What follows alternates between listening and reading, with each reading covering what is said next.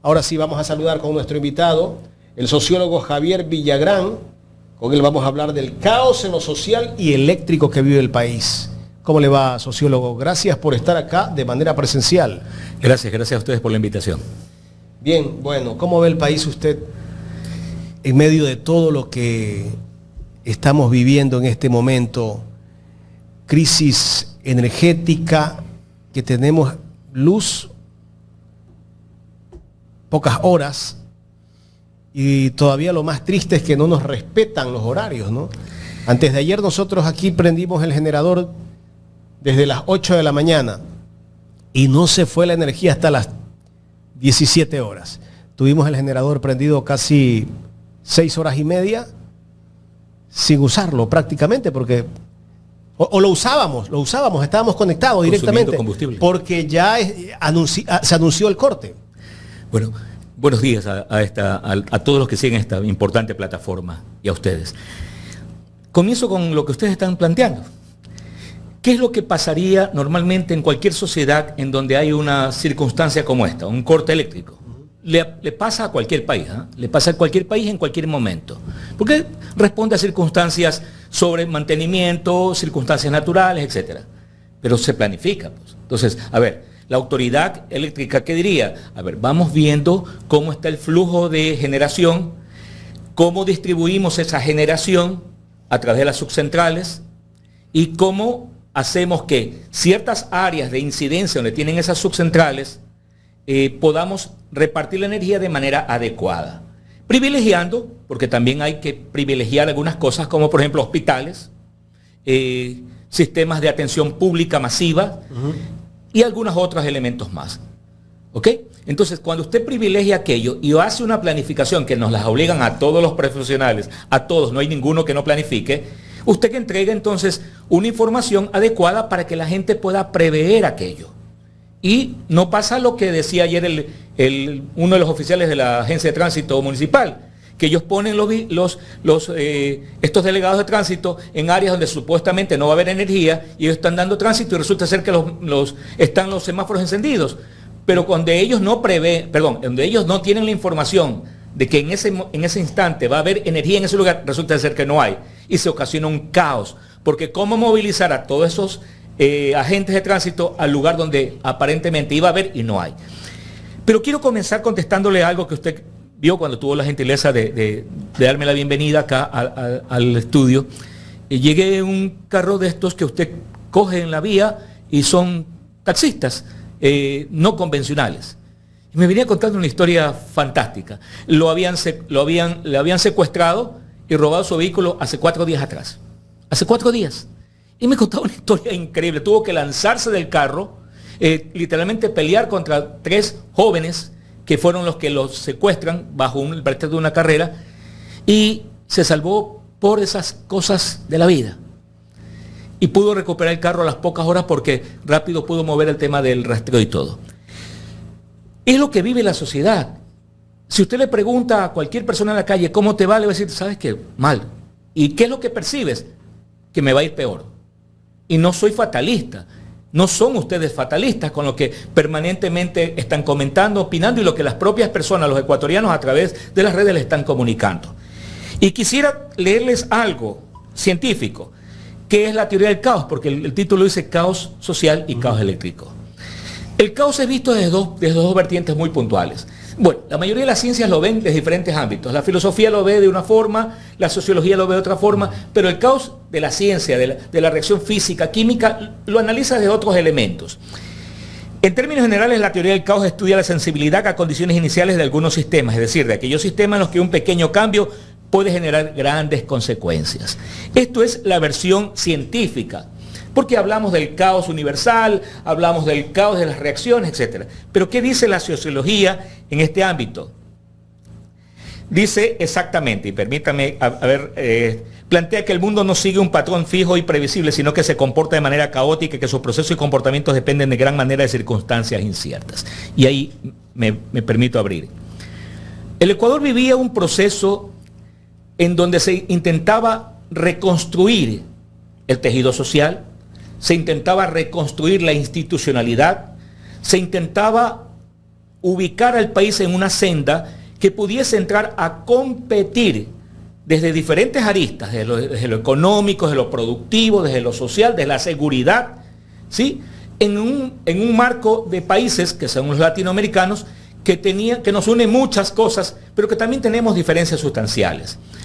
Ecuador hacia el año 2006, 2007 pasaba difíciles momentos, producto de una serie de elementos anticipados, ¿no? El feriado bancario, el gobierno de Lucio Gutiérrez y bueno, tantas otras cosas. Comenzó un gobierno que comenzó a aplicar no otra cosa que elementos sociológicos, elementos antropológicos, elementos económicos, que le permitieron comenzar a reflotar ese tejido social y que se vaya componiendo, que es lo principal. En la sociedad lo que buscamos es que el tejido social sea coherente con sus actuaciones y vaya y acepte una senda de desarrollo. Esto pasa hasta el 2017, pero luego lastimosamente se entiende que debería haber habido una secuencia de un proceso. Fue lo contrario. Desgraciadamente ya sabemos el nombre de la persona, comenzó un proceso de desinstitucionalización del país, en donde no solamente se le quitaba la propiedad de acción a las instituciones, sino que se le quitaba a la sociedad el orden, que es lo más grave. Porque usted puede en un momento determinado decir, este ministerio vamos sacándolo, vamos quitándole de pronto funciones, o vamos eliminando porque voy a reemplazar con otro que compele o genere mayor acercamiento con otros elementos. Sí, está bien, perfecto, es parte de la reingeniería del Estado. Pero cuando usted le quita a la sociedad el orden, estamos en caos. Dice entonces, de acuerdo a lo que leímos... ¿Y por qué lo hicieron? Mi modesto punto de vista. Una, por algo que es dañino en los seres humanos, el odio.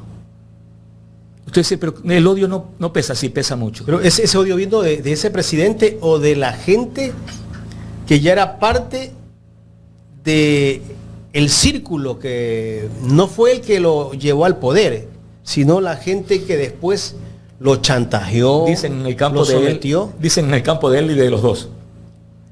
Aquí hay un punto en donde se vinculan diferentes aristas. Una, el mismo proceso de odio del señor Moreno. Dos, el proceso de resentimiento de algunas personas que estando con él y habiendo estado en el gobierno anterior, lo que quisieron es sacar ventaja de las debilidades del señor Moreno. Y no me refiero a las debilidades de sus capacidades motoras, no, a sus debilidades en cuanto a formación y a ética.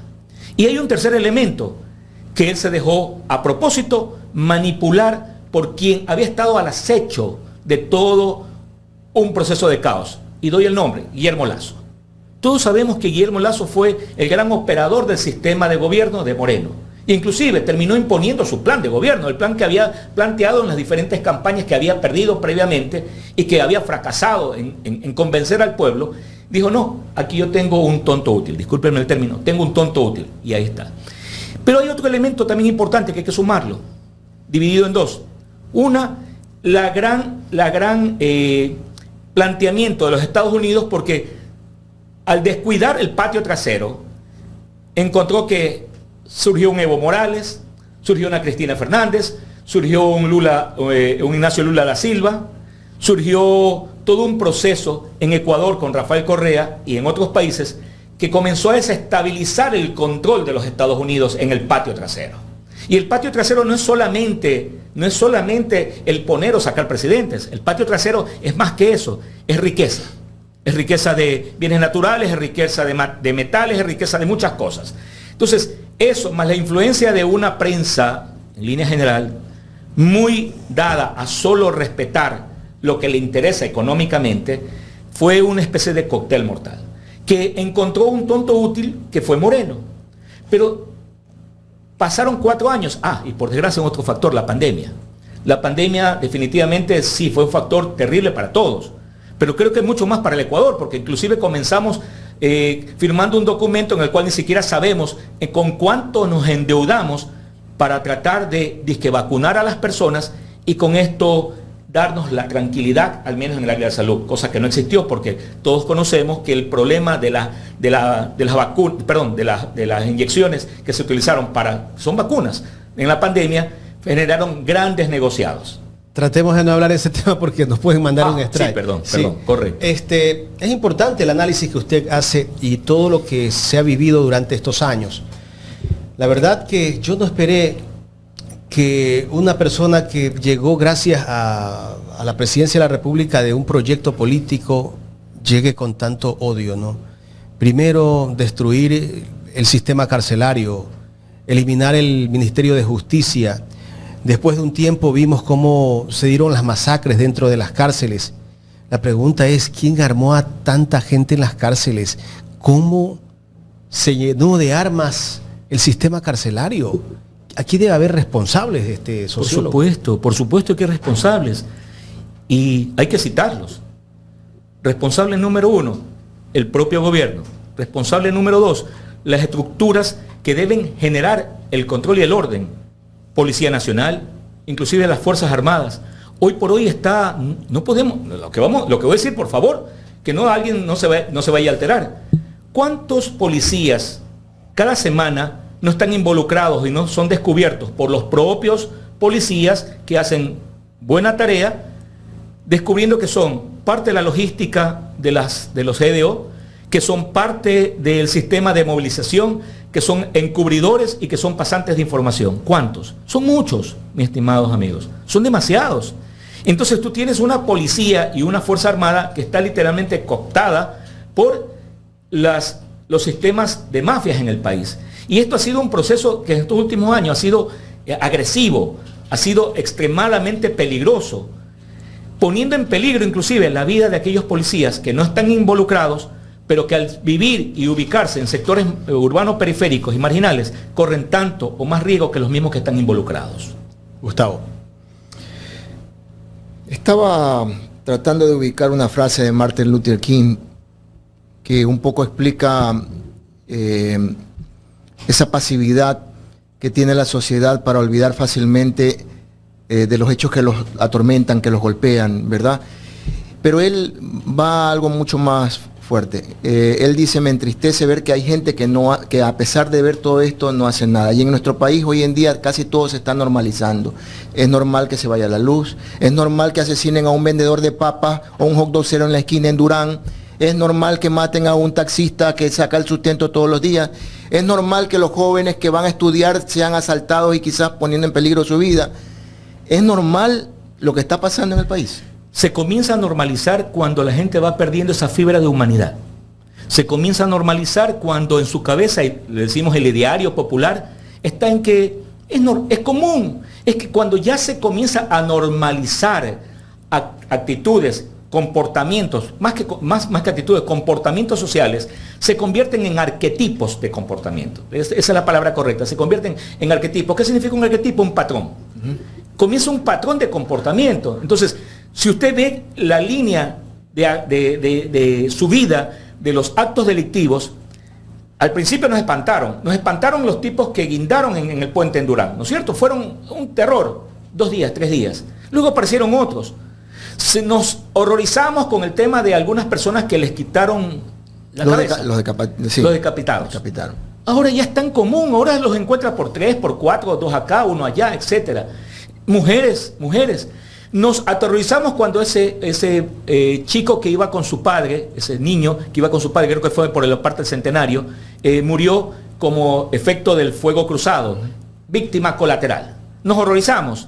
Nos seguimos horrorizando con la misma vehemencia que de las otras personas que mueren en el famoso cruce de balas. No. Entonces, esto se ha convertido en un patrón de comportamiento social.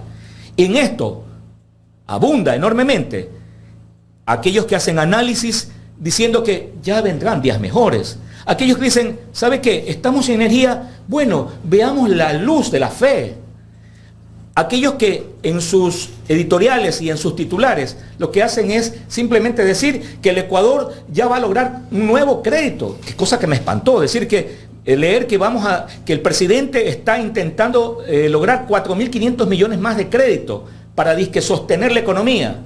Entonces, cuando todas estas noticias se convierten en una fuente de información permanente, nos están creando un patrón de comportamiento, que es el que me importa. ¿Qué me importa porque ya vienen días mejores? ¿Qué me importa porque ya vienen circunstancias más positivas? Lo peor no es eso. Lo peor que yo he podido ver de un comunicador es darle las gracias al presidente porque está lloviendo. ¿Se imagina usted a ese nivel? Ahora, esta explicación que usted acaba de dar, sociólogo, acabo de encontrar otra frase que también me encanta, de Martin Luther King. Dice, la injusticia en cualquier lugar es una amenaza para la justicia en todas partes. Y esto lo estamos viendo ahora cuando la sociedad se está volcando a la barbarie.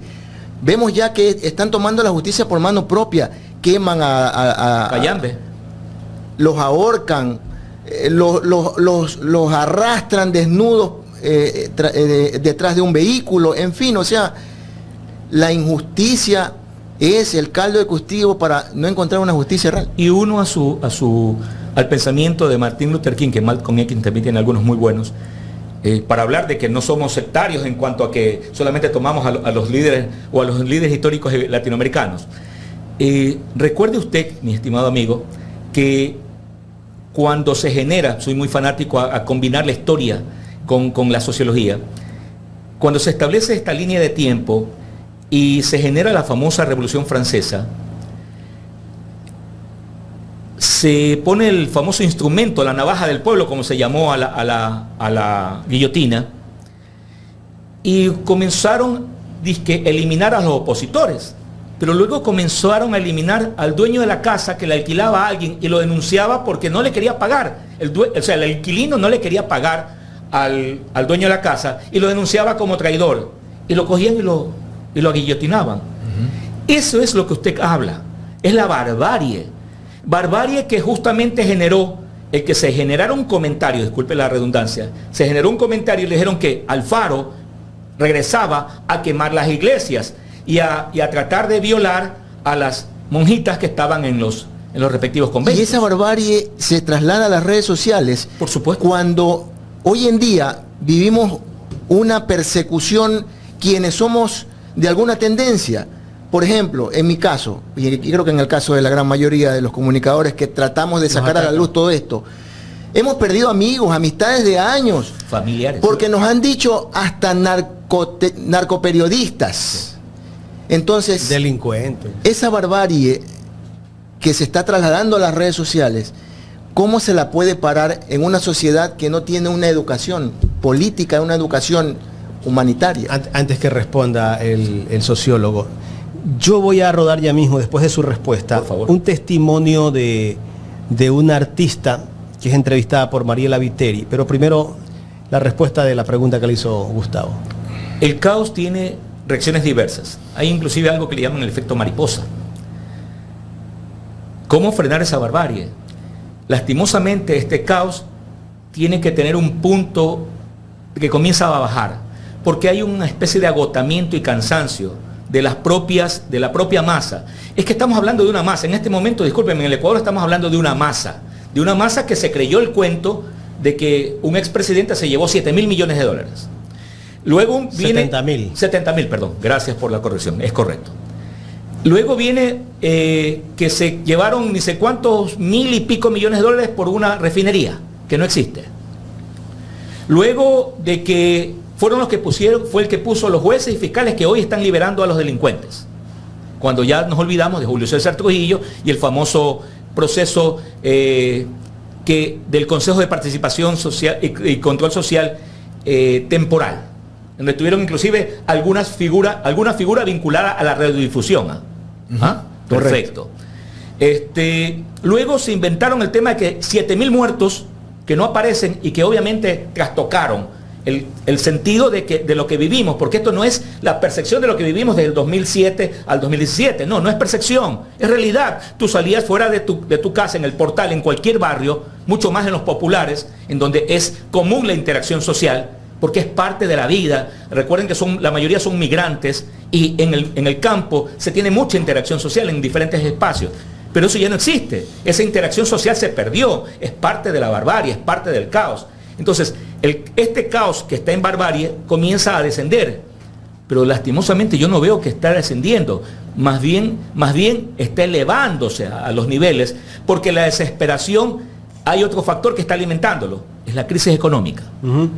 Dice un dicho popular, témele más al loco que tiene hambre que aquel que está por otros problemas establecidos. O sea, el tipo que tiene hambre, por ahí hasta el hurto famélico, el tipo que tiene hambre, que no encuentra una solución para darle de comer a su esposa, a sus hijos, a su madre o padre que está enfermo, a sus dolencias mismas, comienza a pensar ya de manera inadecuada. Y cuando hay literalmente un abanico de ofertas odiosas, se va por esas. antijurídicas, pero fáciles para recibir dinero, se va por esas, porque encuentra que el Estado es fallido, la sociedad es fallida. Y aquí no hay edades para eso. Y aquí no hay edad para eso. Por eso es que hoy usted tiene un segmento poblacional que se está perdiendo. Y cuando usted está perdiendo un segmento poblacional entre los 12 y 17 años, estamos hablando de una sociedad que está perdiendo inclusive el presente y el futuro. Sociólogo, escuchemos y veamos lo que dice una cantante en una entrevista que le hace Mariela Viteri, para que después usted nos dé su punto de vista. Así que adelante y a luchar por este país que es hermoso, ¿ok? Marianita, y que la gente recuerde que para tener un gran futuro hay que perder muchas cosas en el presente. Cuando encuentras una casa destruida hay que remodelarla y tenemos que pagar ese precio a malas decisiones de los ecuatorianos. Así que apoyar a nuestro presidente y a tomar toda esta falta de energía para nosotros ser la luz de nuestras vidas y que nuestros hijos puedan tener otro país con otra estructura y con un Noboa y un gran presidente que nos saca adelante a nivel internacional. Un beso. ¿Qué le parece, sociólogo? Es una figura pública. Perdóneme, lo primero que voy a decir es ¿cuánto le pagaron? Es lo primero. Por ahí comienzo, quizás sea un poco irónico, pero a ver, lo voy a decir desde el ámbito sociológico. Una persona que nace... Hay un bonito cuadro de Quino, sí, no sé si lo han visto, Vidas Paralelas. No sé si lo han visto, se los envío más tardecito, ¿no? Yeah. Y lo pueden poner, que es gratísimo. Es en gráficos, en dibujos solamente, aquí un niño que nace en un sector muy pobre, periférico al máximo, muy pobre. Y un niño que nace en un sector de estrato económico muy alto. Entonces, el niño está gateando y está realmente con piedritas, con cositas ahí normal. El otro niño está en una habitación muy cómoda, en su cuna muy grande, tiene un cuarto lleno de juguetes y cosas y medias. El niño de acá va a una escuela en donde literalmente tiene que compartir o suelo o banca. Y el profesor está en condiciones difíciles y las paredes y el techo realmente complicadas, hasta le cae agua cuando está lloviendo. El otro está en un aula pero fantástica, con condiciones climáticas adecuadas. Terrible, o sea, súper chévere. Tiene proyección, si hablamos hoy de la tecnología, tiene proyección de un sistema para ver clases virtuales, el profesor explica, bueno. Luego el tipo es adolescente y lo que tiene que salir es con un baldecito a vender, a acompañar a su padre que va arrastrando una carreta, ¿no? A vender para poder aportar al crecimiento o a la manutención de la familia. El otro no, el otro sigue estudiando y ya se lo ve graduado en alguna universidad. En Harvard, ha de ser. Exacto, sí, porque parece que la moda es Harvard. Cuando no saben que en Harvard usted encuentra cursos de 40, 50 dólares con certificado. Bueno, gracias, genial. No, es el mismo, perdóneme, es el mismo. Quino tiene esta y gracias por ponerlo. Se lo amplía algunas cosas. Miren, el chico trabajando en construcción, el otro está en una oficina muy cómoda. El otro tiene en qué condiciones y en cambio el otro aprovecha hasta la lluvia, mientras que al uno la lluvia es un problema porque se le inunda la casa, se le inunda el sector, para el otro es hasta una escena romántica, ¿no? A los franceses, por los campos elíseos, etcétera, etcétera, es muy bonito. Y finalmente el otro va en su camión, pero va contento porque sabe que va compartiendo y va interactuando con gente como él y se siente agradecido de la vida y se creen en una divinidad, creen hasta en Dios. Gracias Dios por permitirme estar con mi gente. El otro pasa en su carro, en su Audi o en su BMW o no sé qué, y todavía le dice, ¿qué gente? Qué chusma, ¿no? Qué chusma, sí, qué pueblerino, qué capirote, qué montubios, qué indígenas, qué negros. Se burlan. ¿Ok? Perdóneme, gracias al amigo que está en los controles por haber hecho esta maravilla. Jorge se llama. Creo que ahí respondo todo. ¿Sí? Con el gráfico respondo todo, sociológicamente, antropológicamente, económicamente y por todas las formas. Es decir, la cantante defiende su estatus. Solamente eso, como muchos periodistas que aún perteneciendo a estratos muy pobres, no voy a decir el medio solamente por respeto a los periodistas, no al dueño, que no merece de mí en lo absoluto ninguna consideración. Permítame, por favor, agradecerle a Giovanna Rodríguez por un superchat. Ese es otro gran superchat Giovanna Rodríguez, muchas gracias. Lo mismo a Narcisa Andrade por su superchat. Y hay un superchat final de Lisette K. Muchísimas gracias, eso nos ayuda muchísimo. Y también los likes, porque esta entrevista debe escucharla mucha más gente. Y para eso necesitamos sus likes. Estamos exactamente con, permítame, 1.200 likes. Necesitamos llegar a 1.500. Doctor. Miren, a mí me apena. O sea, en el caso de la señora Andrea Bucarán, que creo que la he visto 1 o 2 veces, no soy muy seguidor, bueno, no sigo ninguna red de estas, de vanidades, discúlpenme el término, de vanidades. Pero la vi a la propia Mariela en algún momento hablando sobre el tema de la energía. Y él dijo que no, que ella en todo caso va a pasar momentos gratos, esperando que llegue la luz de la esperanza. Pero está feliz. O sea, a ver, vamos aplicando el vidas paralelas. Si yo estoy en mi cómoda casa y tengo un generador que me permite seguir teniendo el aire acondicionado encendido, ¿sí? Y que tengo la suficiente luminosidad para hacer mis cosas que quiero, chatear, conversar con los amigos, o de pronto ir al centro comercial, que tiene también un generador muy grande y le permite estar en ese ambiente, bueno, yo creo que está bien que diga que está contento, que la energía, que el corte de energía no le pesa en lo absoluto.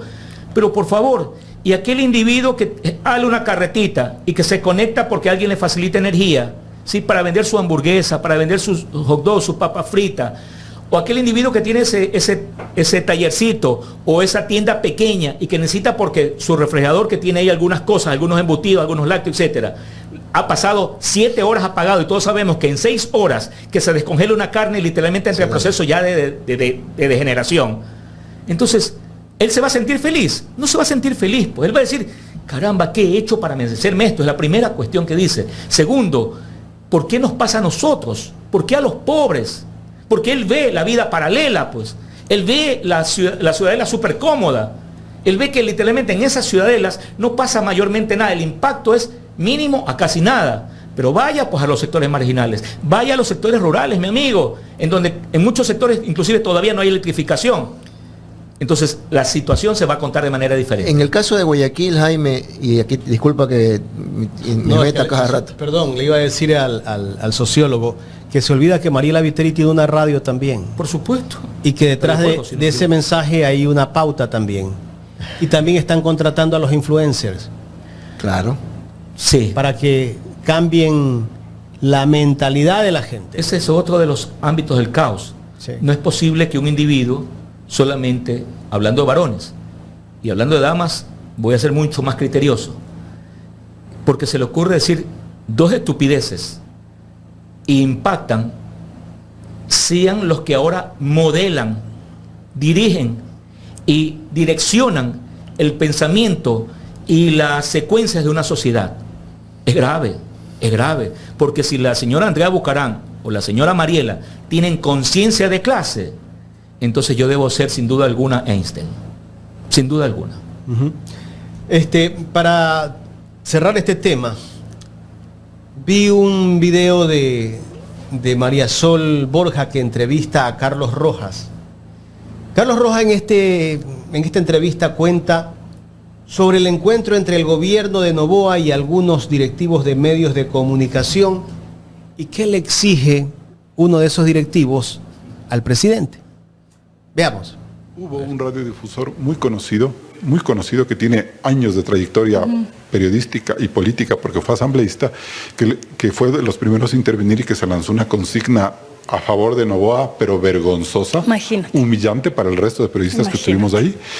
Y bueno, luego hablaron el resto y se decantó la discusión ya en algunos temas, y al final, cuando ya todos nos estábamos viendo, volvió a pedir el micrófono para pedir que al gobierno, que las agencias de publicidad no sean las intermediarias de la pauta, sino que les entreguen directamente a ellos.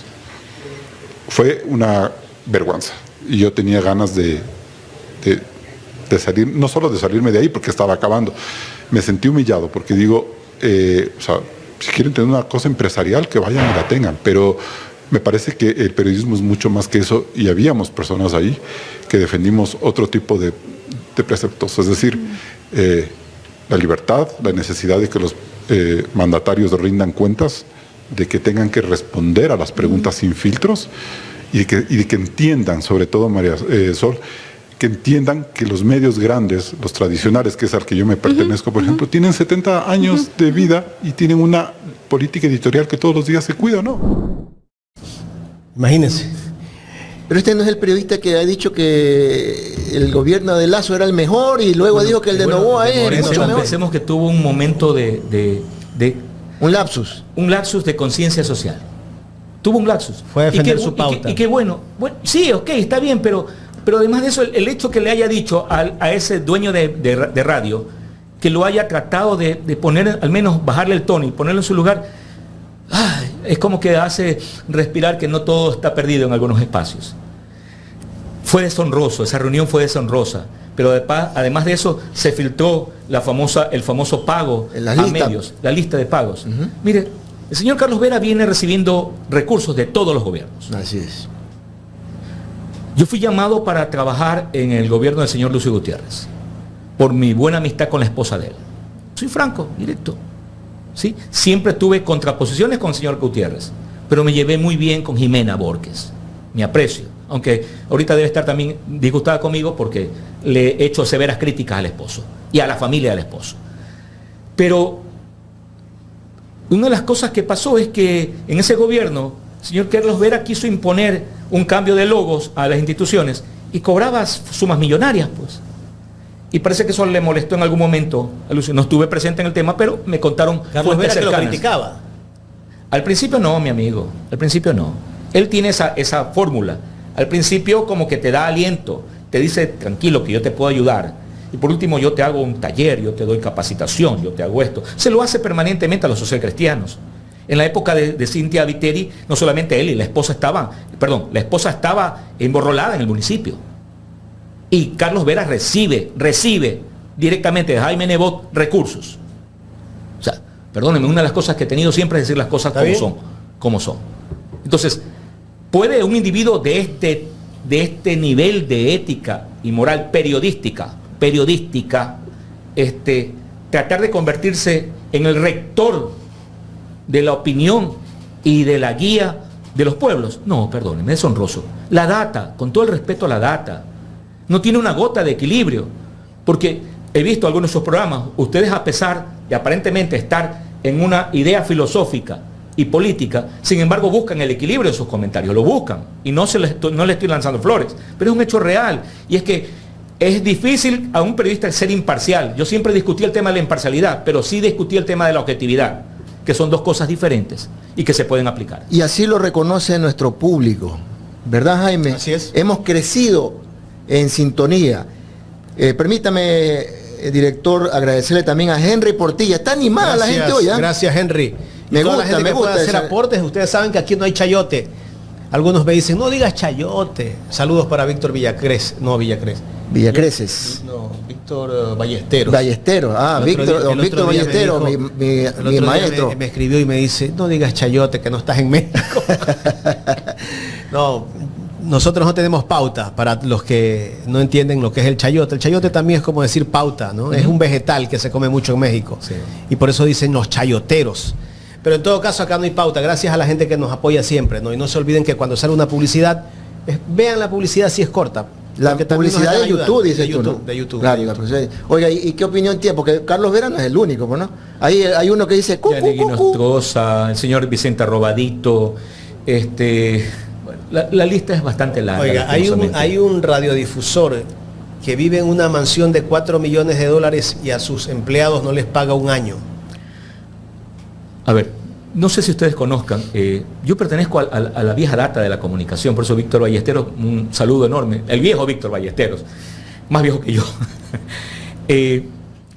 Yo dirigí dentro del ámbito, cuando me desarrollé dentro de la comunicación, comencé en Revista Vistazo, era redactor investigador de Revista Vistazo. Y luego pasé a Diario Expreso y luego un radiodifusor que entonces era diputado de la República y llegaba al periódico porque era muy amigo del hijo del dueño, me terminó convenciendo de que podía tener mejores posibilidades mis comentarios y opiniones en radio. Y me tocó ese bichito, ¿no? Porque no, la radio es inmediatez, la radio es algo rápido, es algo increíble y hay que definitivamente desarrollar ese ámbito. y pasé a ser director de la naciente Radio Morena. Sí, pasé a ser director de la Radio Morena. Cosa que aprendí muchísimo de quienes fueron mis compañeros, el fallecido Miguel Bravo Reyes, gran amigo, bueno, se nos fue, se me escapa en este momento del gran director que teníamos ahí de programación. Pero lo importante de esto es que cuando tú te das cuenta que estás en la comunicación, también comienzas a descubrir las grandes cloacas que se convierte la comunicación. Y un individuo que le metió a muchos dueños de medios esa forma insolente, infame, asquerosa, discúlpenme los términos y los apelativos, de actuar con respecto a la relación con los periodistas, es el señor Vicente Arroba. Yo me recuerdo que le recomendó al señor Luis Almeida que no contratara periodistas, que les pagara dándole el cupo de publicidad. ¿Qué hace cuando un periodista sale a conseguir el cupo? Lastimosamente, el periodista que no tiene el estatus del señor Carlos Vera, o sea, no moral, porque estos de acá sí lo tienen, estos hombres que hacen la cobertura en la calle sí tienen, pero tienen que tener familia, pues tienen hijos, tienen familiares, tienen esposa, tienen etcétera, etcétera. Entonces, si tú le das un cupo, lastimosamente tiene que facilitarlo a quien lo va a usufructuar, a quien lo va a explotar. Y yo me recuerdo en ese entonces, Nicolás Lapenti era que cogía toda la mayoría de los cupos de estos chicos que hacen cobertura. ¿Sí? Y se debían a Nicolás Lapenti. Entonces no podían decir absolutamente nada de la prefectura. Exacto. Y pasaron 16 años. 16 años creo que fue Lapenti. 16 años. Haciendo 10.000 diabluras, pero no se dijo nada de Nicolás Lapenti. Porque lastimosamente esos chicos que hacían cobertura estaban literalmente vendidos. O comprados. A un individuo que era actor político, era autoridad, pero además de eso, que tenía contubernios con los dueños de los medios. Entonces, esto ha sido una especie de efecto cascada que se ha ido repitiendo y que muchos dueños de medios hacen exactamente lo mismo. A ver, te contrato, pero te doy un cupo. ¿De cuánto me das el cupo? 800. ¿Lo puedo vender en 800? No, lo termina vendiendo en 400. Lo termina vendiendo en 300. Pero la radio ha vendido $10.000 el cupo, ¿no? Pero la radio vende en 10.000. La radio recibe bonos por la servilidad con la que actúan permanentemente. E inclusive pueden poner a sus hijos dentro de los gobiernos o pueden poner a ciertos empleados muy serviles a ellos dentro de los gobiernos de turno. Es la realidad. Y perdónenme si he ofendido a algún colega, amigo, periodista. Yo también he trabajado en la radio, yo conozco cómo funciona esto. Acuérdense que les llamaban inclusive tarrineros, les llamaron despreciativamente. Claro. Y un colega mismo le puso ese apelativo a los que trabajan haciendo las coberturas, ¿no? Yo me recuerdo en la época de Rafael Guerrero Valenzuela en CRE, yo trabajé allí y justo estuve cuando se dio la elección en el 96, si no me equivoco, o 97, cuando Bucarán fue presidente de la República. Yo estuve en el control de sonido, era el técnico de abrir los micrófonos. 5 de la tarde llegó Rafael Guerrero Valenzuela y me dijo, ábreme los micrófonos. Estaba ganando Bucarán y fue a decirle a la gente, a mentirle, que el nuevo presidente era Jaime Nebot. La famosa pugna en Filambanco.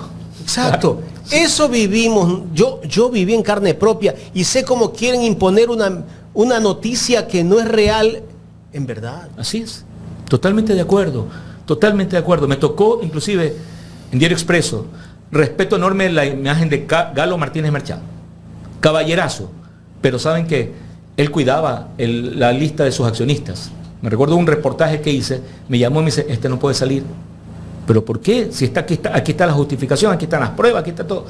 Es que uno de los nombrados es accionista. Cámbialo. Lo pasé un par de días. Luego me volvió a llamar y me dijo, ¿qué vas a hacer? Considero que no lo puedo cambiar y prefiero abandonar el reportaje. Buena decisión, me dijo. Inteligente decisión. Y renuncié a los pocos meses, 2 o 3 meses después, inclusive después que gané un premio, el premio Mantilla Ortega, que es un premio al cual sí lo respeto porque lo daba un medio de comunicación. Siempre fui de los que decía, los premios a los periodistas tienen que darlo las facultades de comunicación del país o los medios de comunicación en un cuerpo colegiado. Exacto. Pero no las tabacaleras. Y yo me opuse al famoso premio Símbolos de Libertad. Entonces, Las cosas deben ser como son. No es que cuando me benefician estoy de acuerdo y cuando no me benefician, obviamente me denosto. No, no, no. Las cosas tienen que tener un eje base. La sociedad tiene que tener una norma de conducta. Si nos apartamos de esa norma de conducta para beneficiar mis intereses, perdónenme, es lo que estamos llegando al famoso caos. En 1995 yo trabajaba para la cadena Ecuavisa. Hice mi carrera ahí y me fue muy bien. Y en esa época a mí me tocó viajar, fue en el gobierno de Sixto, si no me equivoco. No, no era el gobierno de Sixto. Sí, todavía de Sixto, del 92 al 96. Fue la Cumbre de las Américas en Miami. Claro, ya. claro. Yo viajé como cabeza principal de la producción y ahí me topé con varios periodistas y había un cubano que trabajaba para la cadena Telemundo. Ya. Y nos hicimos amigos, conversamos. Y él me hizo ver algo que hoy en día, al escucharte, Javier, correcto. Se vuelve a la realidad. Él me decía, ¿cómo es la prensa en tu país? Entonces yo le conté, ¿no? Cómo era la prensa, cómo se manejaban, quiénes eran los líderes de esa época. Y él me decía, bueno, hay que ver qué tiempo dura, porque aquí ya la CIA se ha tomado la prensa. Y yo le digo, ¿cómo es eso? ¿La CIA? ¿Qué tiene que ver la CIA con la prensa? Pues la CIA tiene que ver con las guerras, con la infiltración, tiene que ver con todo. Tiene que ver con todo. Entonces él me dice, cuando tú veas en tu país a periodistas defendiendo lo indefendible, cuando tú veas en tu país canales abocados como alfombra a los gobiernos que le hacen daño a un país, detrás de eso está la CIA. Cuando tú veas a periodistas, candidatos, que para llegar allá comenzaron a lanzar disque investigaciones que la CIA se las pone, entonces me darás la razón, Gustavo. Y eso me lo dijo en 1995 y estamos en 2024. La CIA viene funcionando desde la década de los 60 y 70. Lo que pasa es que fue adquiriendo mayor presencia en áreas en donde no se habían explotado en el nivel de manipulación que hoy se tiene. Obviamente la CIA, recuerden ustedes que es parte también de un pensamiento nazista, fascista de la década de los 40, donde el famoso Goebbels, el famoso Hitler, con el manejo de la propaganda y la manipulación, que Noam Chomsky las resume muy bien en sus famosos las 10 estrategias de manipulación, comenzaron a ver que en América Latina ellos tenían que tener una preponderancia al respecto. ¿Y cuál es el mayor ejemplo? Y se los voy a recordar a ustedes. Es el gobierno de los Estados Unidos el que apoya y financia la instalación de Radio Nacional del Ecuador, cuyas frecuencias del 600, 620 y 640 estaba ubicada en Quito, en 640, está ubicada en Guayaquil, Loja y Quito. La frecuencia de Radio Nacional del Ecuador, que por cierto un radiodifusor, que hoy está en esa discusión que es servir al gobierno, se le llevaba los famosos tubos para mantener su radio. Tubo de transmisión. Sí. ¿Sí? Estas radios, esta emisora, fue ubicada con tecnología del Departamento de Estado norteamericano, pues. La frecuencia de Radio Nacional de Ecuador llegaba inclusive casi hasta el Atlántico del Brasil. Wow. Y hacia el sur, acuérdense que la ubicación estratégica, Loja, Quito, Cuenca. Era estratégica, fue siempre estratégica, porque el país que le brindaba esas circunstancias de estar en la mitad del planeta, en la línea ecuatorial, la dispersión energética del espectro radial era favorable, era fantástico. Por el sur nos íbamos hasta Chile. Por el norte cubríamos fácilmente Colombia. Por el este llegábamos casi hasta el Atlántico en Brasil. Y al oeste, ni que se diga. Y esto lo puedo asegurar cuando me tocó direccionar Radio Morena, que sus diales 640, y que en algún momento fue cuestionada la entrega de esa concesión. ¿Por qué? Porque es de las frecuencias llamadas estratégicas.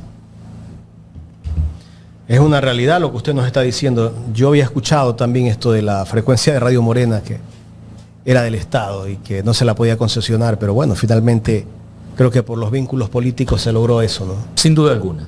Sin duda alguna. Gustavo. A mí me llama la atención esto que ha decretado recientemente el presidente Noboa respecto a utilización de las cámaras de todos los municipios, prefecturas, ¿verdad? Que contaron con sus recursos. Inclusive del sector privado, ¿ah? Sí. El decreto también obliga al sector privado a que todo se confluya finalmente en el ECO 911. Y esto inclusive creó un conflicto, ¿no? Un conflicto entre el alcalde de Guayaquil, porque fue arbitrariamente allanada, o bueno, no fue allanada, sino fue abusada policialmente Segura EP, con la falsa acusación de que no habían permitido que la señal de las cámaras lleguen al ECO 911. ¿Cuál es el objetivo de que el gobierno quiera monopolizar? Y ya estamos hablando ya en temas de comunicación, porque usted veo que es un hombre muy conocedor en el tema. ¿Esto en realidad beneficia a la comunidad ecuatoriana, que el gobierno maneje todo? En vigilancia, no vigilancia. Discúlpeme, soy cinófilo. Soy cinófilo y uno de los placeres que tengo es ver buenas películas. Creo que todos hemos visto bueno, algunos, yo soy bastante fanático a la saga Rápidos y Furiosos. Me las he visto no sé cuántas veces cada una de las películas. Hay como 10, creo, ¿no? Sí, inclusive hay una que solamente actúan La Roca y Statham. Bueno, hay una que se habla del famoso ojo de Dios, que es un sistema de visualización, ¿sí? Es un sistema de visualización que existe, por si acaso, ¿eh? Existe, no es una mentira, existe. Recuerden ustedes que todo lo que se saca en cine ya está probado, ratificado y puesto en marcha. Todo, Viaje a las Estrellas, etcétera, etcétera, la Guerra de las Galaxias, son procesos que filtran los avances tecnológicos hacia el cine, porque el cine es el que puede hacer realidad, con los recursos que tiene, estos sueños de estos científicos que quieren ver de alguna forma realizado, aunque sea en película, sus grandes investigaciones. Bueno, el ojo de Dios no es otra cosa que un control de todo lo que significa sistemas de cámaras a nivel del planeta.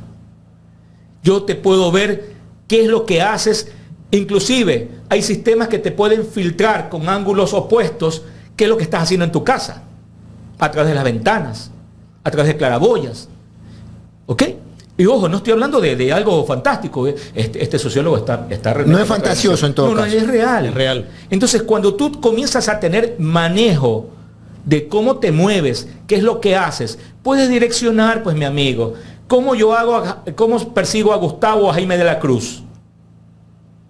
Si sé que está ubicado en tal dirección sus estudios, que a qué hora sale, cómo se dirige, hacia dónde se dirige, con quién se entrevista, a dónde ingresa, qué come. Macabro eso. Es macabro, pero es real. Es real. Hoy no hay película de estas que contienen tecnología y ciencia que no te hablen de un sistema de rastreo de cámaras. Los famosos James Bond está ahí. El famoso la saga esta de Misión Imposible habla de esto. Hablan todos de un rastreo satelital, que es un rastreo que nos permite tener datos de primera mano y al momento. ¿Qué es lo que está haciendo el gobierno? Está queriendo comenzar a tener manejo del rastreo de quienes somos sus opositores en primera instancia. Y no estoy yo poniéndome complicado ni me estoy victimizando. No. Le va a pasar a muchísimos ciudadanos en una especie de escala. A ver, en primer lugar, estos opositores de primer nivel, de segundo nivel, tercer, hasta los últimos. Cuando los municipios han desarrollado, como el de Guayaquil, Quito y Cuenca, que son los tres que tienen el problema, han desarrollado con sus propios recursos un sistema de control de la ciudad para el tránsito, para el tema de la violencia, etcétera. Él sabe ya el tipo de tecnología que se tiene, sabe la capacidad de penetración que esas cámaras tienen, sabe de la capacidad de información que esas cámaras le pueden a él en una especie de feedback, ¿sí? De feedback inmediato, retroalimentar sus sistemas de inteligencia, porque, ojo, lastimosamente en el Ecuador quienes manejan los sistemas de inteligencia son más brutos que cualquier individuo normal. Porque, y digo bruto en el aspecto de que están enfocados es a castigar, es a tratar de dañar al opositor y no de buscar mecanismos para entregar sistemas de seguridad bien cimentados, bien establecidos para mejorar eso, que es la convivencia pacífica. ¿Quieren tener tal vez el control de la sociedad? Están buscándola como de lugar. Lo tienen con los medios de comunicación. Pero esa sugerencia no es de... Alguien tiene que habérsela hecho, ¿no? Ya hablamos, la inteligencia... Ya hablamos de los años 60 y 70. Claro. La CIA está manejando esto. La CIA maneja, ¿quién cree que maneja el tema del concepto de los carteles? Miren, una de las cosas que hice para graduarme justamente en seguridad fue el tema de la venta de narcóticos en las unidades de educación.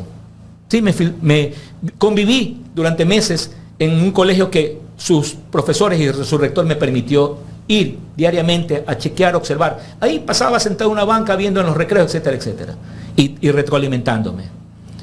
Entonces, este tema de los carteles es un señalamiento ¿de quién? De los Estados Unidos. Pregunto, ¿cuántos carteles hay en los Estados Unidos? Ninguno. Pero todos sabemos que los carteles de los puertos es pero terrible. Pero allá se lava todo el dinero. No, exacto, pero es que no hay carteles allá. Allá no hay miren, allá el famoso talco les llega sin duda por Western o por esta otra agencia internacional mundial. Es que ya todo se hizo sintético, pues ya la droga ya no es claro, ya se cocina inclusive sí. en los patios. Entonces, todo esto lo vemos como un elemento en donde solamente la sociedad latinoamericana es la que está degenerada, recalcitrante, es la escoria. El patio trasero. El patio trasero es la escoria.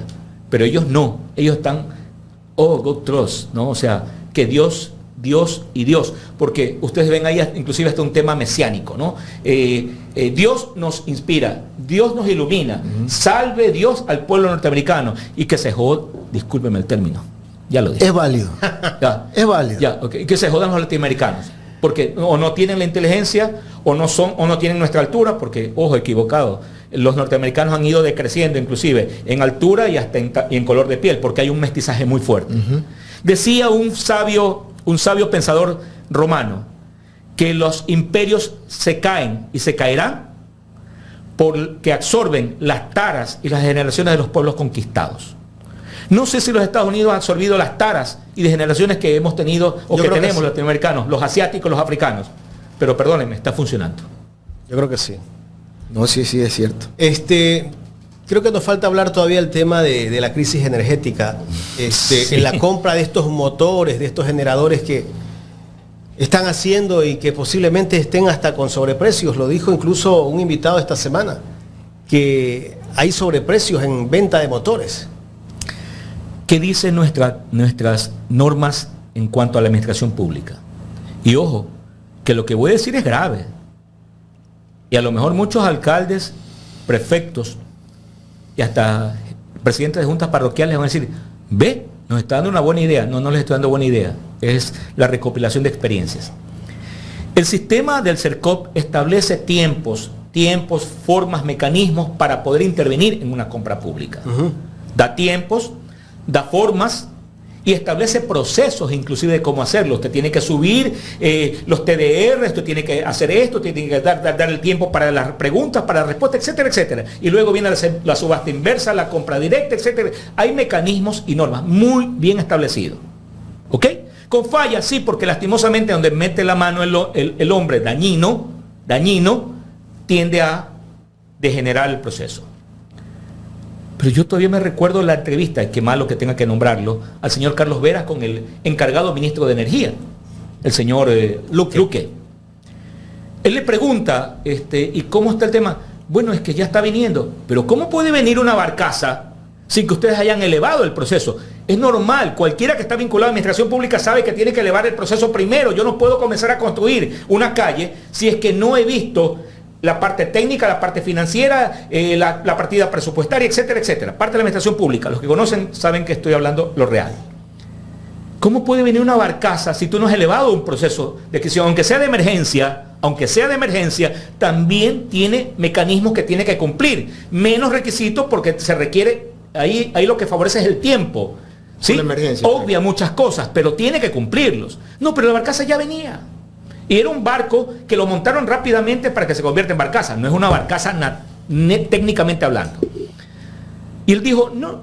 Luego va este señor ministro de gobierno y dice, yo no sé, me enteré por las redes. No tengo mayor conocimiento. Qué raro. No, pero entonces, en ese entonces era secretario general de la Administración Pública. Significa que por la mano de él pasa todo. Es el gran filtro. Recuerden que el secretario general de la Administración Pública es el gran filtro del gobierno, administrativamente hablando. Entonces, él tenía que tener conocimiento de la barcaza y del contrato de la barcaza, porque era un tema de urgencia en el país, era prioridad. Pero la barcaza llegó. Y, sí, correcto, esa es la palabra. Es que ellos se arriesgaron. Bajo este concepto y bajo este precepto, atención alcaldes del país, atención prefectos del país, esto es tan justificado lo que la mayoría de los alcaldes están haciendo de manera sinvergüenza en el país. Porque muchos comienzan a hacer la obra y el proceso lo suben después, cuando casi o la obra ya está terminada o casi está por terminar. Porque necesitan darle el anticipo, el 50%, el 30% al constructor, que muchas veces pone de su recurso aumentando el costo real de la obra. Señores alcaldes, pueden hacerlo. Si el gobierno lo hace, el mal ejemplo está dado. Y perdónenme, a partir de esto el Contralor tendrá que certificar y convertir eso en una norma de comportamiento de la administración pública, degradante, antijurídica y lo que sea. Para tapar lo que ha hecho el gobierno. Perdónenme, es que si el padre lo hace, ¿cómo le dices tú al hijo que no lo haga? Pero el Contralor, ¿por qué no hace nada? Bueno, es que el Contralor parece que tiene la genética del viejo George. ¿Se acuerdan del viejo George? Ese hermoso galápago que ya pasó a mejores momentos y que caminaba tan rápido como el Contralor. O sea, el Contralor ve ciertas cosas. Pero a ver, es la Contraloría la que está en crisis. Es el sistema que está en crisis, mi estimado. Pero hablando específicamente de la Contraloría. El servilismo también, porque ellos se vuelven servil del hay un Contralor en Estados Unidos sentenciado, hay un Contralor aquí preso, en casa pero preso, ¿verdad? Y hay uno que no sirve para nada. No. Y el servilismo también. Entonces es la institución la que está... Ojo, y la Contraloría es el organismo, valga la redundancia, de control más apropiado. Debe ser la columna vertebral de las actuaciones para poder lograr el desarrollo que tanto aspiramos dentro de la administración pública. Porque es el que observa el cumplimiento de todas las normativas que en el país existen. No es que no existe, sí existen normativas y son normales de cumplir. Lo que pasa es que tienes que hacer las cosas en su momento adecuado y en la forma adecuada. Pero aquí, la viveza. Jaime, pero el presidente un poco más y está vendiendo la idea de que lo que se ha logrado en la recuperación de esta hidroeléctrica con las turbinas nuevas que han arreglado en Trinipuerto, ya es un gran logro y una gran inversión. Él dijo que ha arreglado todo el desastre que le han dejado, porque lo han tenido ocupado arreglando el desastre de otros gobiernos. Lo han tenido ocupado. Sí, en España, en salud, en Canadá, en Estados Unidos. En el sector eléctrico, en todo. Y el país, lo dijo hace 3 días. Más de 15 días ocupado. Yo le voy a pasar un listado. Me gusta por haber trabajado mucho tiempo en comunicación y había estado en condiciones muy difíciles de la comunicación y de la investigación, porque realmente me inicié mi trabajo como reportero investigador en Revista Vistazo, que en ese entonces tenía un estatus interesante. Le voy a mostrar a ustedes un documento que fue publicado como a la 1:30 de la mañana hace una semana, y en donde pone al descubierto todas las falencias que tienen el sistema termoeléctrico en el país, y que a partir de eso, 4 horas después, lo bajaron y pusieron un nuevo listado, donde estaba menos de la mitad del listado inicial para tratar de esconder cuáles son las fallas de ese proceso. Lo que eliminaron era lo que evidenciaba su ineptitud, su falta de prioridad.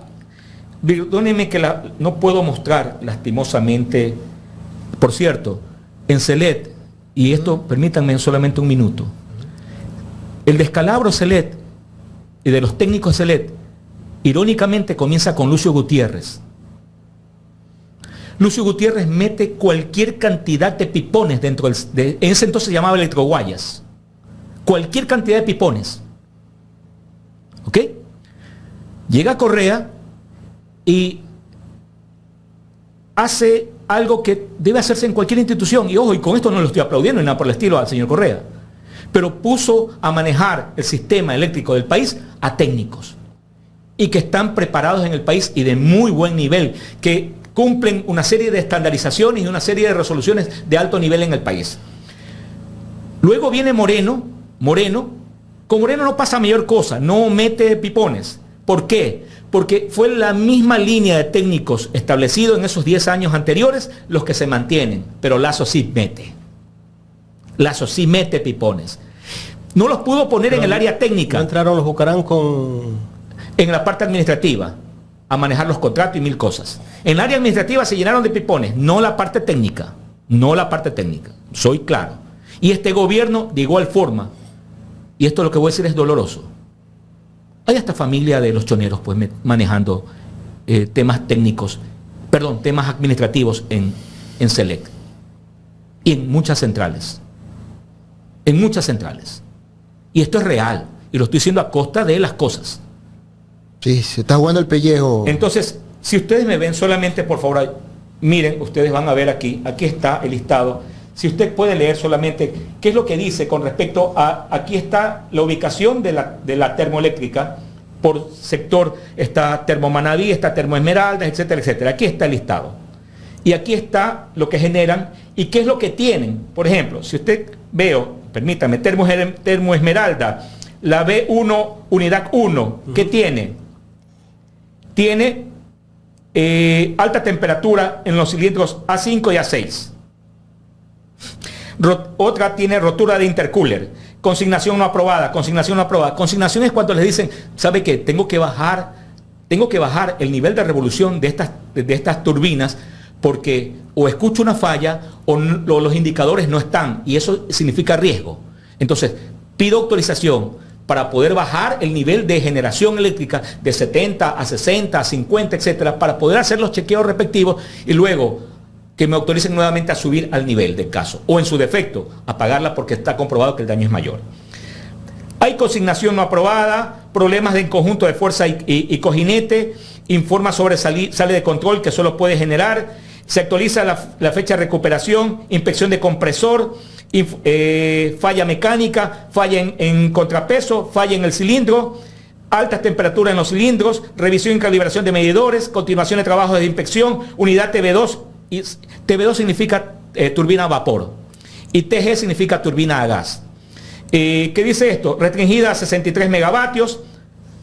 Desde el 27 de enero se informa la disponibilidad, la U9 se encuentra fuera de línea, unidad indisponible, remediación, etcétera, etcétera, etcétera. ¿Ese informe de qué año es?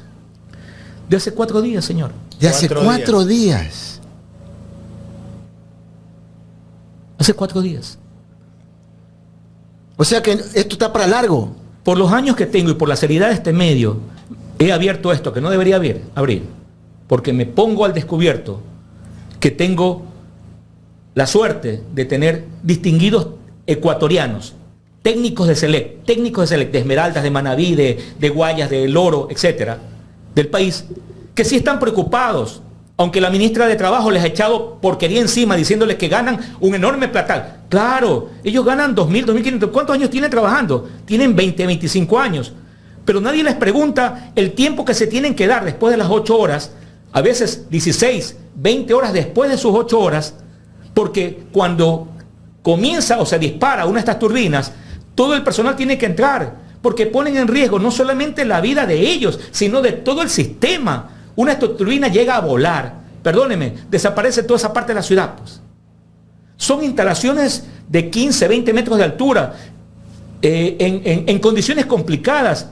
Entonces, esta gente gana por sobretiempo, y como son tantos los sobretiempos, que algo que sería bueno investigar. La mayoría de los técnicos que se jubilan o sufren de cáncer o tienen problemas porque han perdido un brazo, han perdido movilidad, etcétera. ¿De qué te sirve la vida cuando has ganado durante algunos meses o algunos años $4.000, $5.000? Que te lo has ganado bien trabajando, no como la ministra de Trabajo, como los otros ministros. La ministra en 3 años le dieron una liquidación de $70.000. Y también al extinto Villavicencio, cuando fungió de ser dirigente. Entonces, esta gente cuando se jubila, es literalmente personas que ni siquiera pueden ir a disfrutar. Miren usted el tiempo entre lo que se jubilan y mueren. Es poco tiempo lo que disfrutan.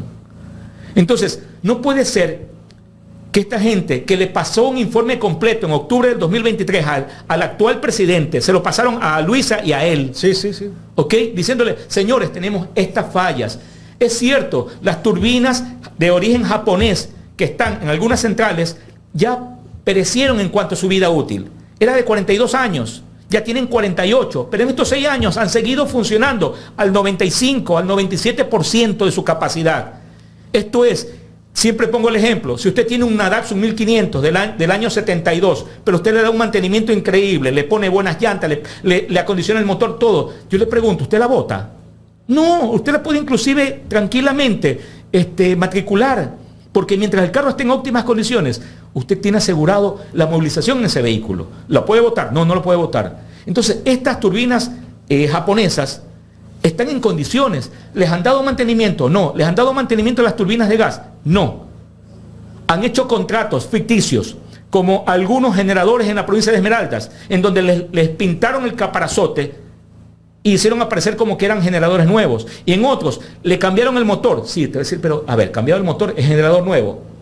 Yo le pregunto nuevamente, en su camioneta Look del año 98, usted le cambia el motor, ¿la camioneta dejó de ser camioneta? No, usted le cambió el motor. Tiene que hacer el permiso del caso para cambiar la plaquilla de la serie del motor nuevo, pero el vehículo sigue como tal. Entonces, hicieron cambiar el motor o parte del motor de algunos generadores, pero lo hicieron aparecer como que eran nuevos totalmente. Me queda claro algo. Tenemos gente capacitada para sacar adelante esto. Lo que tenemos son malos administradores, malos gobiernos que solamente quieren utilizar los recursos de estas empresas para poder tapar otros huecos que ellos mismos crean. Ahora, viene la pregunta clave que se me acaba de ocurrir luego de escuchar al alcalde Aquiles Álvarez en su enlace el día miércoles, anunciar la creación de la empresa municipal eléctrica. Eso no es un llamado al resto del país, de alcaldes, decirle, señores, ya no permitamos que la generación la manejen los gobiernos de esta manera, que cada ciudad comience a manejar su propia empresa eléctrica. Es una alternativa valiosa.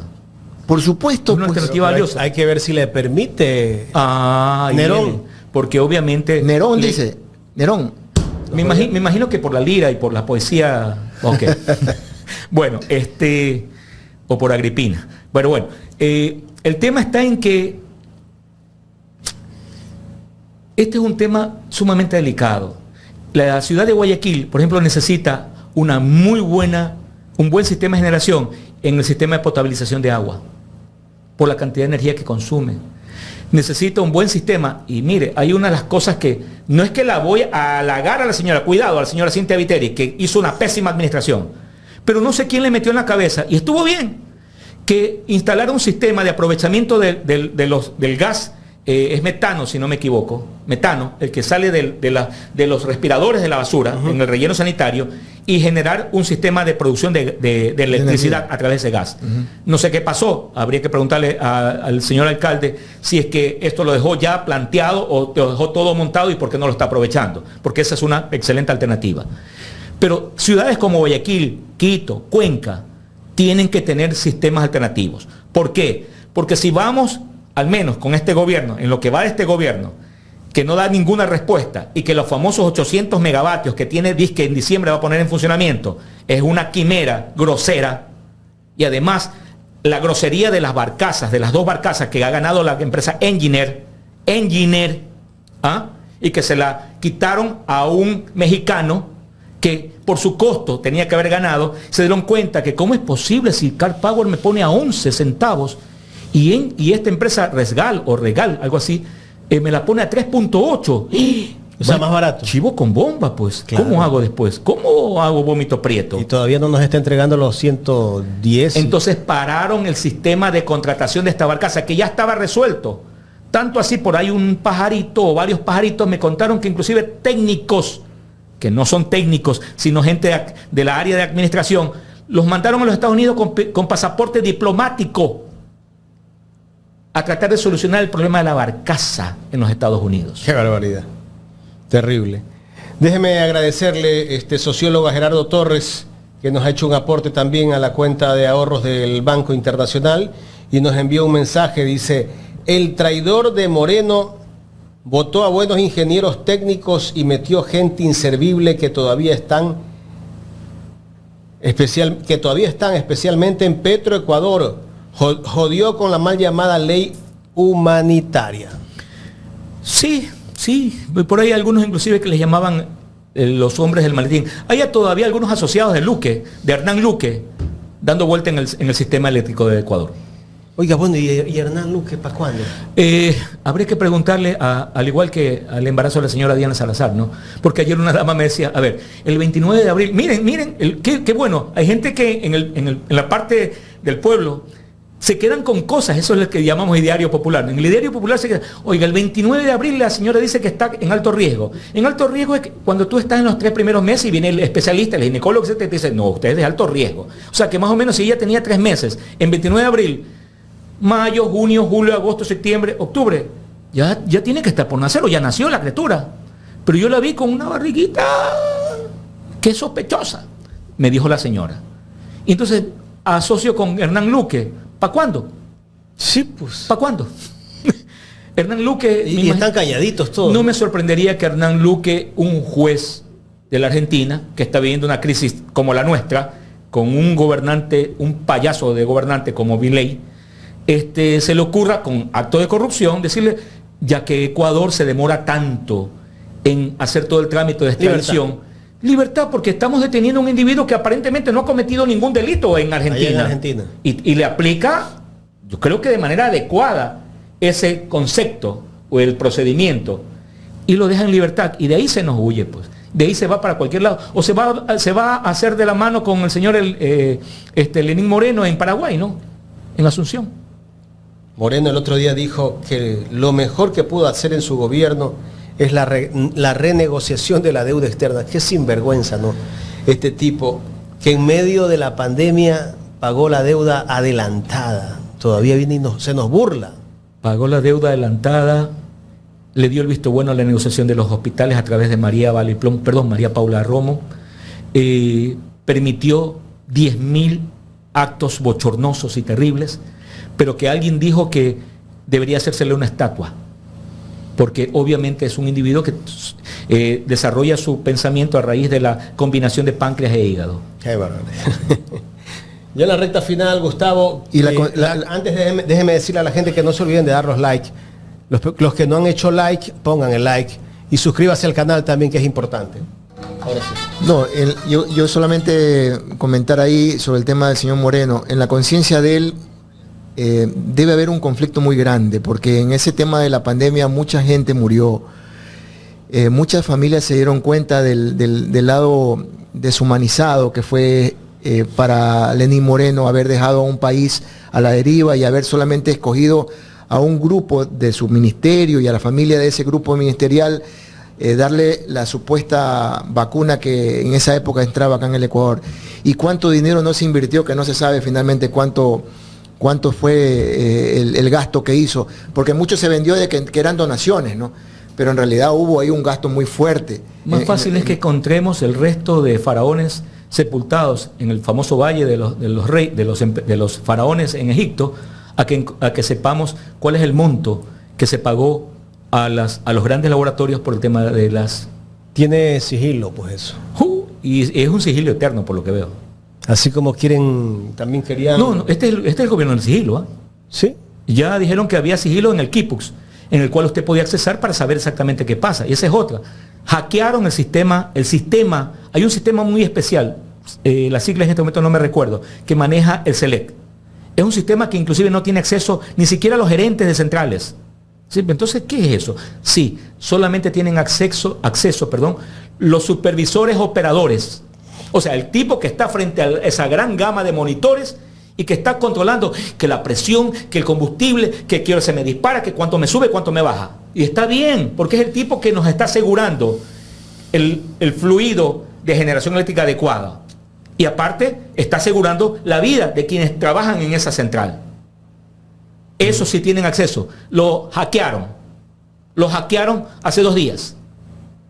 Cuando son muy pocas personas, creo que no llegan ni a 20 en el país los que tienen acceso a ese sistema. Pero fue hackeado. Así como fue hackeado el kit. Seguramente van a decir que es Correa. Con esto terminamos, hermano, porque se me acaba de venir.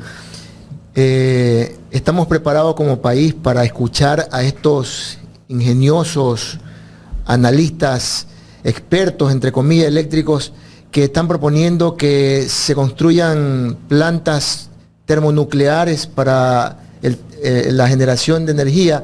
¿Está el país capacitado para eso?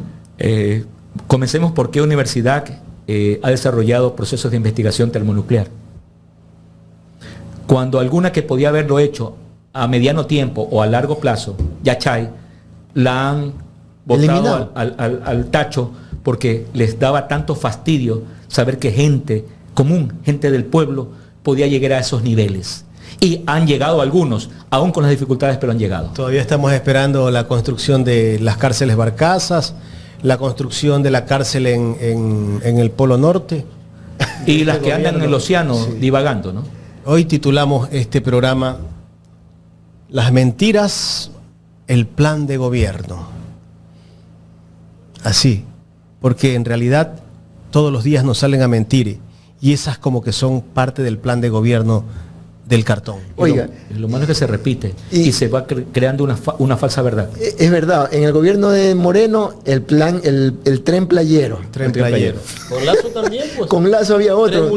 Multipropósito. No, llevó una carpeta. Ay, la Virgen del Panecillo. Que la iba a virar. Y llevó una carpeta con la persona esta de mala recordación. Hemos tenido payasos como presidente, ¿no? Discúlpenme, yo sí les digo en las redes que manejo, les digo payasos. Les digo muchos epítetos. Con respeto para los payasos porque por lo menos nos hacen reír. Exacto, inclusive cuando digo que son arrastrantes, le pido disculpas a esos especímenes del mundo animal que tienen una función y un rol importantísimo, como son los insectos, las culebras y otros animalitos más. Ellos tienen un rol. Estos no tienen ningún rol. Estos son depredadores. Ningún animal es depredador de la naturaleza. Ellos solamente cazan y buscan lo que necesitan.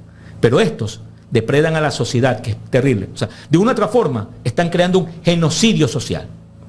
Están creando un genocidio social. No solamente el que hace Israel contra Palestina y otros pueblos, de algunos pueblos africanos, por parte de otras naciones. Aquí se está creando un genocidio social, porque te están coartando el derecho a estudiar, coartando el derecho a la salud, coartando el derecho a trabajar y coartando el derecho a movilizarte.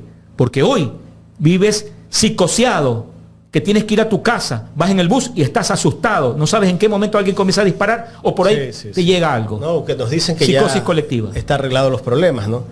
Y por ahí vienen los pauteros, dicen que el país está viviendo otra etapa y que vivimos casi que en el paraíso. Sociólogo, quiero agradecerle por el tiempo. A ustedes. Gracias. Más adelante vamos a seguir hablando de otros temas de coyuntura. Con gusto. Gracias al sociólogo Javier Villagrán conversando con nosotros en esta mañana aquí en Ecuador en Directo.